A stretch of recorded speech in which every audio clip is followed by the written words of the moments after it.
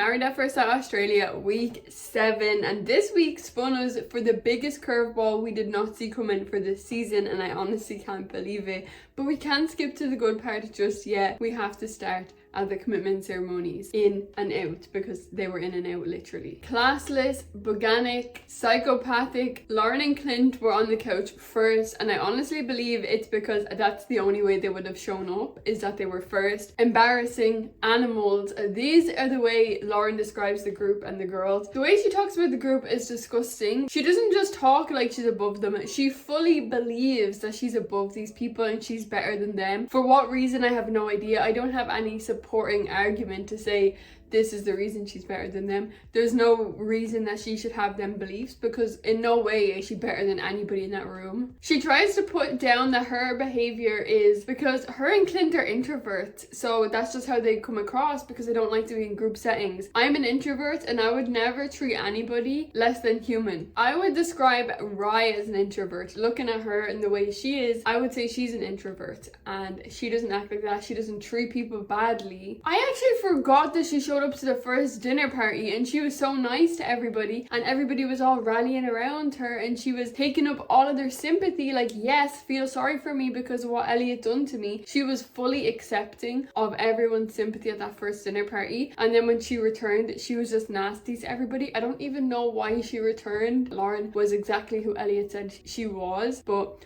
I guess, yeah, whatever. She came back to give Elliot a better storyline in my eyes. That's about all she's added to the show. She said people think that she's rude because she's shy and has a resting bitch face. No, you're just a bitch. There's a difference. You can have a resting bitch face, which you cannot control, and most of the times you don't even know that you have one, or you can just be a bitch, and I think you are the second part.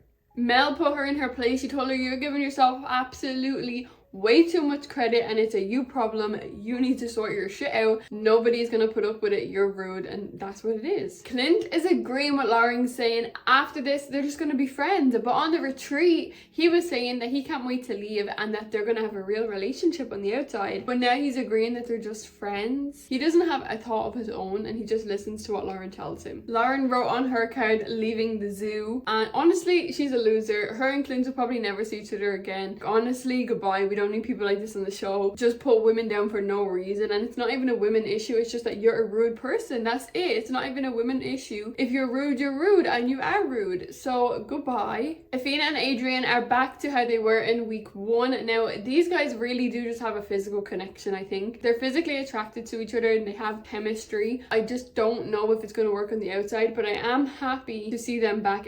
Although I will remember how bad he treated her and her family, I'm happy they're in a good place now, and I hope Athena can just enjoy the rest of the experiment and then move on gracefully after this. Jackie told the experts that Ryan needs to save his testosterone for the gym and commitment ceremonies. But not just the gym, he needs to also save it for commitment ceremonies. Does he think he is a gladiator and the commitment ceremonies is his coliseum and he's going in there to fight everybody, so he needs to save his testosterone for the arguments? That's insane. Alessandra said if he wants to save his testosterone for the gym or for anything, why doesn't he just please his wife? Why doesn't he just please Jackie in that moment? And he was really caught off by this question. You could tell. He keeps saying he'd never prioritize the gym over his partner, but the point is you are. If she's trying to do whatever and you're like, no, I need to go to the gym, we have to wait till I get back from the gym, then you are prioritizing the gym, and that's your choice. Of course you can do that, that's no problem. But what Alessandra is saying is that he should just put in the work and pleasure Jackie and not himself in that moment and still save his testosterone. I think it is a joint like party. Do you know what I mean? Like, it's a joint activity. That's not my topic to talk about.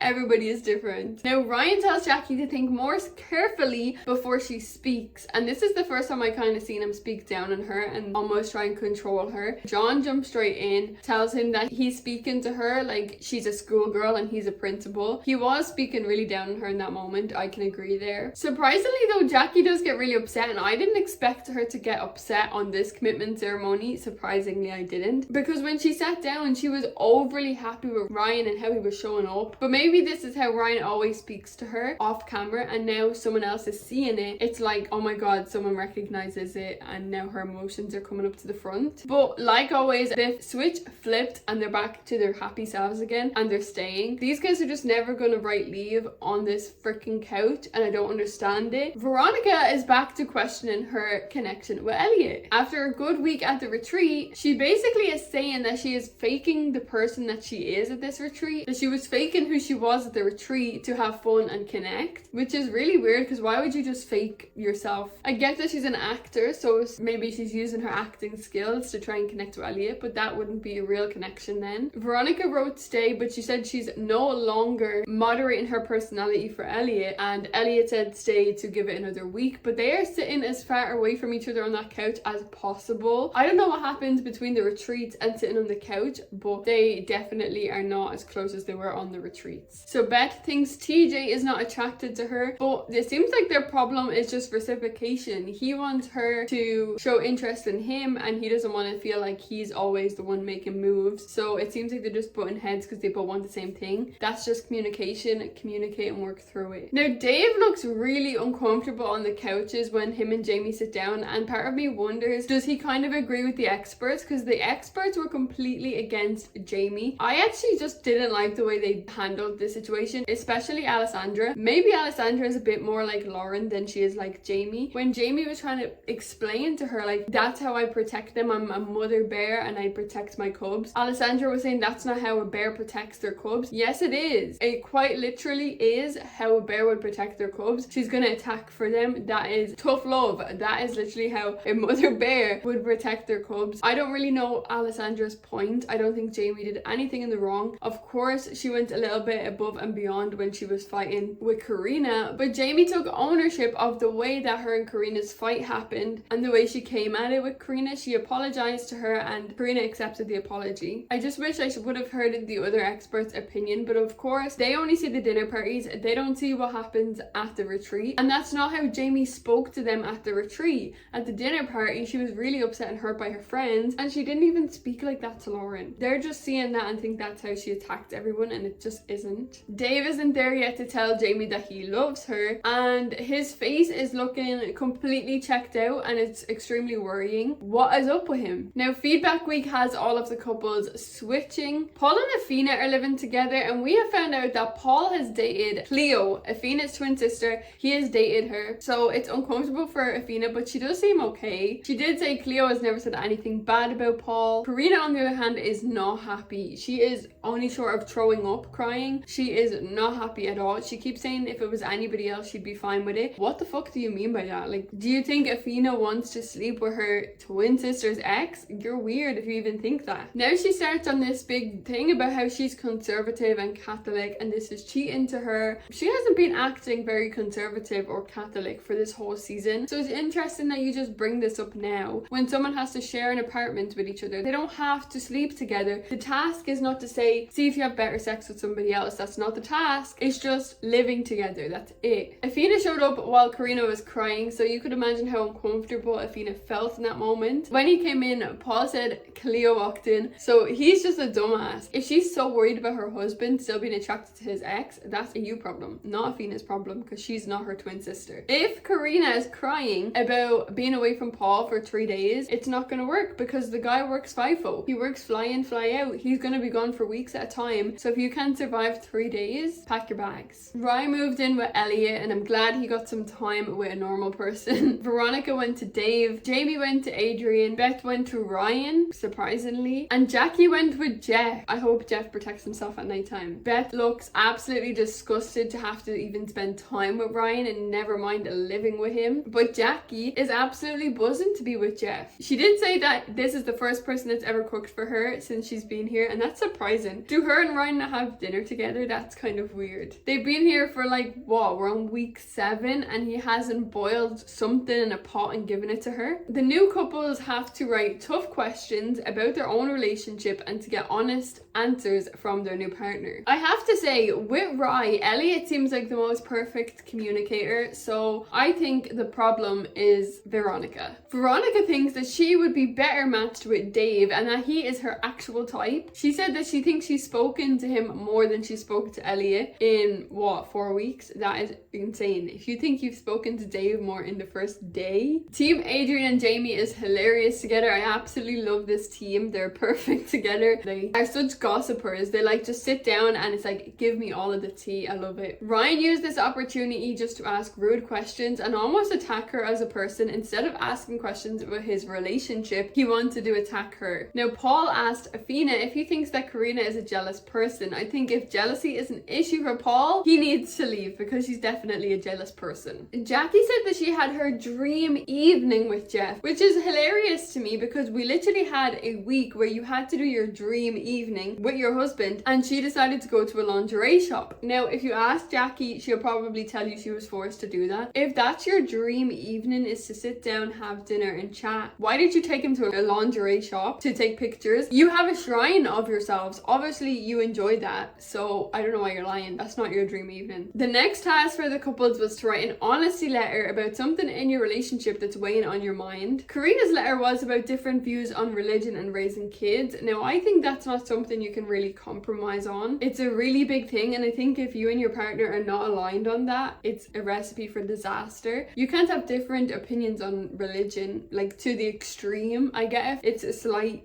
thing, but he seems like he's a complete atheist while she's a Christian. And then in terms of raising kids with that type of household, it just wouldn't work. But Paul's letter, on the other hand, he is not holding back any shots. He's talking about how he thinks she's not her true self and that she's guarding herself for the cameras. He thinks her true self is starting to come out and that he's not aligning with it. He doesn't like it at all. He thinks that she's a snob and she's very judgy, stuck up, and is giving him the ick. When Paul told Karina how he knows Athena from before this experiment, Karina said, "Oh, I didn't think you would go for that type of caliber." What do you actually mean by that? Like, who do you think you are that you think that you're worlds above Cleo? Athena and her sister are very beautiful people. They seem like they live very good lives. I don't understand what she means by that. I actually have no idea. Athena asks, is it about tattoos? Which it definitely can't be. She has tattoos. Christian and Catholic, by the way. But she has tattoos. So saying that caliber is obviously something else that she's talking about that nobody wants to say. I would like to know because I have no idea what she's talking about. Karina's obviously a lot more like Lauren than she'd like to admit. The difference is though, Karina will go behind the door and do it. Lauren will do it to your face. So therefore I'd rather people like Lauren a lot more than people like Karina. Now because of this, Paul thinks that they're not as compatible as he'd like to believe. And I kind of agree with him. Look, I don't have a great opinion on Paul, but I do think he's a little bit more down to earth than Karina. She obviously thinks that she's like the Australian Kardashians and she's definitely not. This TV show is not going to give you Kim Kardashian's lifestyle as much as you want it. Veronica and Dave were so sus. When the cameras came in that morning, they were just so happy and giddy in bed together. It's like they were just happy to be sharing a bed together, which is weird. You're both married to other people. I'm mostly looking at Dave because Dave, what the fuck are you doing? Veronica is acting like this is actually a husband swap, not like a test as in find out more about your relationship that you need to. No, she's using this as an actual swap situation. She wants to stay with Dave. Jackie wishes Ryan was basically Jeff. She just wants him to be Jeff basically. She's obsessed with how he's treating her. I just think he's being a regular man, so I don't know how bad Ryan is. I'm so surprised to see Adrian is actually writing a letter. He's writing a letter and I'm excited, but guess what? We don't get to fucking hear it. We never got to hear Adrian's letter and I'm so annoyed because he didn't write the first one, and then I'm pretty sure him and Athena are the only ones where we didn't hear their letters. Now Jamie's letter was about their sex life and she thinks that she is the instigator and she wants to know why isn't Dave doing more. Adrian says as a man he doesn't think that Dave is attracted to Jamie, or maybe he just doesn't have a high sex drive, which I think is a high possibility. He has said multiple times he doesn't like to talk about sex. It makes him uncomfortable. He's not as sex confident as Jamie is, and I honestly think it is the second part. I think he just doesn't have a high sex drive. But Adrian does say, does he just not have a high sex drive with her and he would be different with somebody else? So that's obviously a thought that's going to be in Jamie's head now, but obviously Adrian was just being honest like she asked for. Now plot freaking twist, the experts are making them read their letters to their original partner partners. I was head in hand waiting for Paul to say his freaking letter because Karina's not going to take it well. I do agree with Paul that Karina puts on this act for the cameras to come across as prude and conservative, and I don't think it's real. I do think it's an act. I think she just puts on this mask. And he even pointed out she looks down on tattoos, but she has them, which is why I don't think the comments about Cleo is anything got to do with tattoos. She kind of proves his point though, because she's absolutely boiling that he's saying all this on camera. She's proven his point that she is kind of wearing a mask and not her true self when the cameras are on. So he's obviously seen two different sides of her, on camera and off camera. When Paul was reading the letter, he did skip over the snob part. So obviously she read the letter herself and seen it, but when he read it out, he was like, tried to find words to get over it. He just like stuttered. But you know what? Saying you spoke badly and spoke down on another woman and that they're not on your level, and then defending it by saying I spoke in confidence, is just admitting that behind closed doors you're nasty. I don't think that's a good defense. I spoke in confidence to my husband that I'm better than her. That's not a defense. It's just crazy that you would even say that. He should have never told anyone. Well, you should have never said it. Ever think about that? But do you guys honestly think that that's a defense? If I spoke badly about someone and then they told them that I was speaking badly about them, would I turn around and say, well, I told you that in confidence, you weren't supposed to tell them? No, I still said it. I'm still a bad person. I don't get why she thinks that's an argument. I do understand though as well that if I told my partner something, I would expect that they'd keep it between us, but I also wouldn't speak that horribly about someone, especially when it's kind of attacking him too. She said, I didn't think you would go for that type of caliber, and now he's speaking to that person's twin sister. He's kind of like, I don't really understand why she would say that to me. There's nothing wrong with his ex-girlfriend. Jeff's letter was so nice. His only fear is that it won't last on the outside the way it did before, and he wants this to last forever, and I hope that they last on the outside. I think they are just really cute. Now Jackie is straight in boasting about how wonderful Jeff was, and then she reads out this letter which completely ripped into his whole personality, that he can't contribute financially, leaving Jackie as a breadwinner. What does Jackie even do? I know she studies law, but like, is she a lawyer? What does she do? And she said so much stuff that you just shouldn't discuss with another man about your partner. She then asks him if he'll be okay with being a stay-at-home dad, which of course he flips out over. He was completely against it. He needs to build a legacy. It's insulting to even ask him to be a stay-at-home dad. And the type of person that Ryan is, I get it, okay, he's very dramatic, but if he finds it insulting to be a stay-at-home dad, he wants to go out and work and make a legacy and whatever.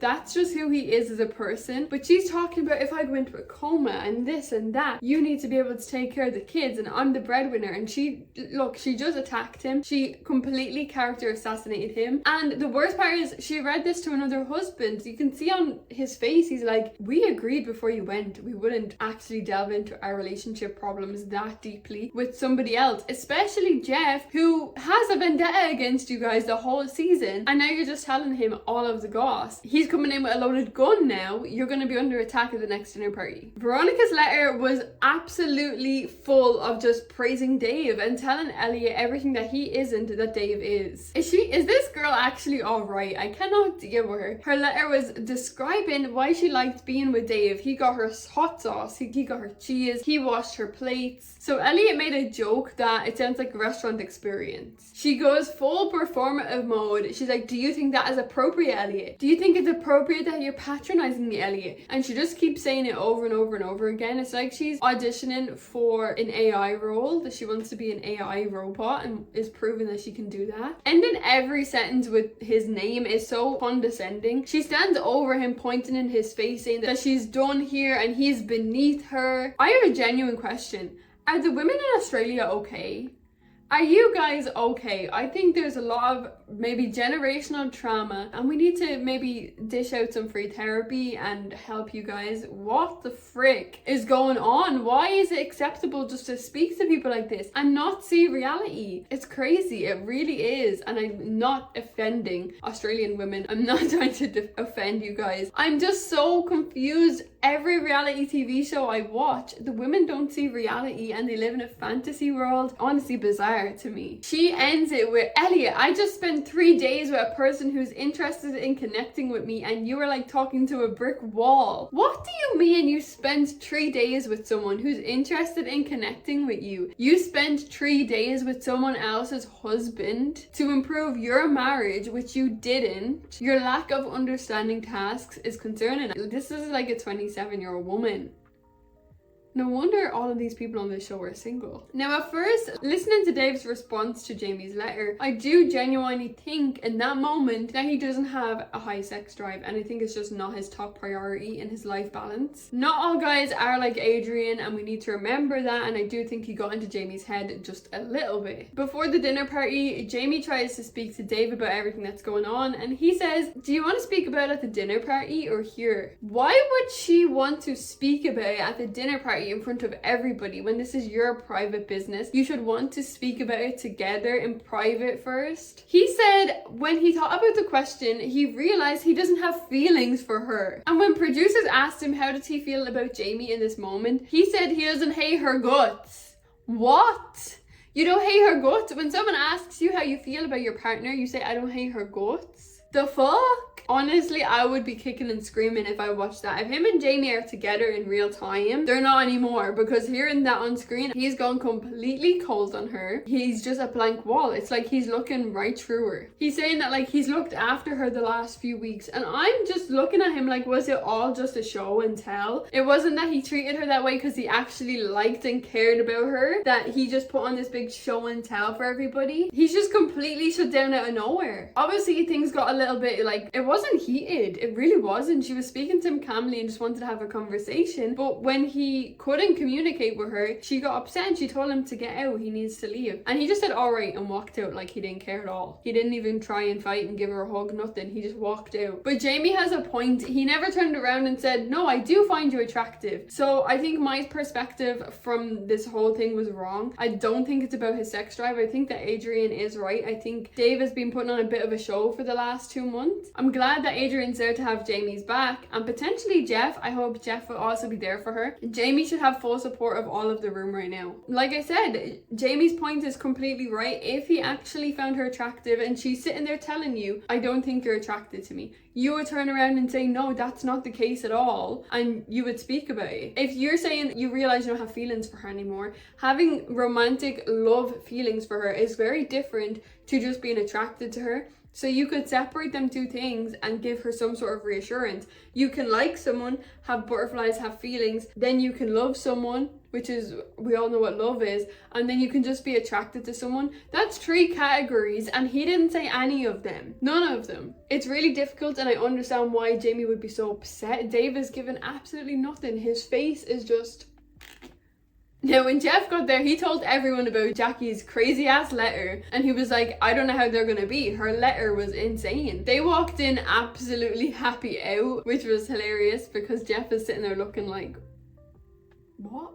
Dave keeps saying, I don't hate the girl, and it's just so loud. You would never think of them words to put in a sentence together about someone you're in a relationship with. You just wouldn't. Jeff asked Ryan how he felt about Jackie's letter, and she instantly overtook him and said he overreacted and started heavy breathing. But her saying this gave Ryan the key to open the door to explain all the things that Jackie turned him down about. But I just don't like the way she always overtakes him and puts him down. He has real emotions. He's upset by you attacking him and tearing down his whole character, and you're saying he overreacted and was heavy breathing. But Jeff is hilarious. He cannot understand them. He says he's just a mere mortal and he doesn't know what to do. If the experts can't figure it out, how is he, a mere mortal, going to figure it out? Jeff is definitely one of my favorites. I like him and Ryan together. Now, Ryan asked Jamie and Dave what is going on, and Jamie's retelling what has gone on, and he just has no reaction. He says Jamie speaking about intimacy freaked him out, and he realized from that his feelings aren't growing. He was asked at what stage has his feelings not progressed, and this guy says that on the couch he has been saying it all the time, that he's worried about his feelings not matching hers. We've never heard him say that. Everyone in the room says, what couch were we on? Because we didn't hear that,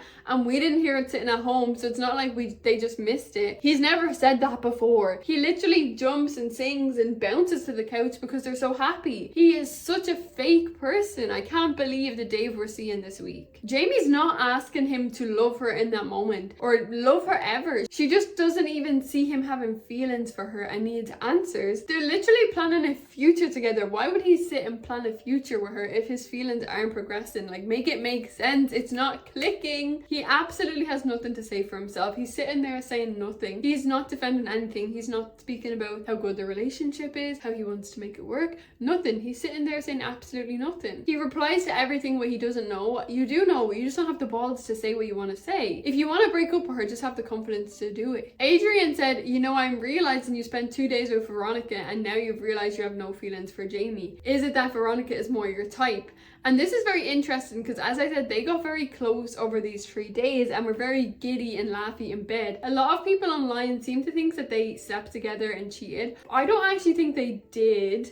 Maybe I'm a bit delusional. I don't like either of them at this point, so I don't have anything to be delusional about. I just don't think that they did. I think it would have came out. Dave did say no, Veronica isn't his type. It's not that at all. And Elliot told them that Veronica's perception of the 2 days is that she had more of a connection with Dave than Elliot for 4 weeks. I'm glad he threw that in there, and maybe he should have read out her letter because despicable people. If they actually cheated, they're actually nasty. Jamie and Adrian, when they were sharing their apartment, saying that they kept hearing the floorboards move, and I want to know how close their apartment was. Adrian is trolling on TikTok that they live next door to each other. If they did, that's freaking crazy. If they cheated and it never came out, that's actually crazy. Dave did eventually say that he wanted to work and that Jamie is so special to him and he cares about her and he's dealt with this really badly and he wants to work on making it work. That he's just reacted badly to this situation because he's so closed off about sex that he wants to make it work and make it up to Jamie. But Jamie said it's his turn to put work into the relationship because she feels like she's been holding it up by herself, which is so fair. It's so understandable that she feels that way. I don't know what to say, man. It's so difficult because they've literally been perfect. There's been no issues. We've not seen any signs.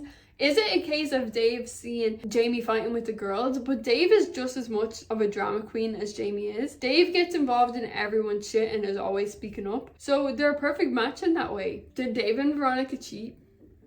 I want to know. Let me know your opinions on that. Did they cheat? Who is you guys' favorite this week? I literally only said last week there's a bad person in every freaking couple this season except for Jamie and Dave. And now they've just proven my point was wrong. But they've proven my point that there's a problem in every couple. One person is crazy. One post that I seen on Twitter that I just need to reference because I thought it was amazing is that we seen Jamie shine so bright that her light reflected on Dave, and we thought that he was also the light when Jamie was the light the whole time. And I think that's so possible. I think Jamie is such a beautiful person. You can tell that she's just got good intentions and she wants to be there for the people that she loves. And I stan her. I love Jamie. I hope all the best for her. And I hope the next few weeks go smoothly because you can tell that her heart is breaking right now. She really does love this guy. She's realizing that the last 7 weeks could have been an act for the cameras. Honestly, I would be flipping tables. I will see you guys next week and we can discuss week 8, but week 7 was